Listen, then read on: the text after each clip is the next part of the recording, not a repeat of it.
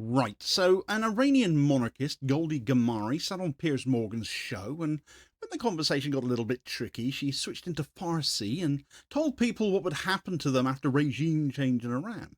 Not hypothetically, after. She said it plainly. It went out live. She threatened people's lives. Nobody who's been pushing regime change in Iran moved to disown it either, and that kills a very useful fiction.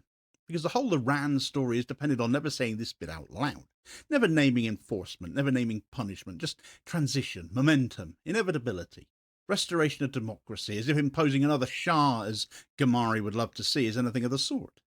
Once someone says you gets come after when the regime changes, a fantasy as that is anyway, as the allegedly Mossad-driven protests settle down, that language stops working. You can't pretend this is about democracy when threats are being issued in advance of the changes you claim will be better for the Iranian people. The Shah was overthrown for a reason, and for all the critique that can be justifiably levelled at the Ayatollahs, a return to a monarchist autocracy would be worse. People like Gamari forget that what they are calling for and the threats made to that end are what put the Ayatollahs in power to begin with.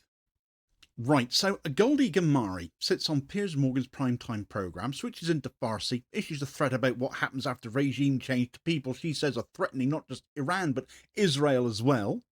Words about coming after people, retribution. That exchange is broadcast, clipped and circulated. Not disowned by the monarchist and regime change ecosystem that put her there, that she represents.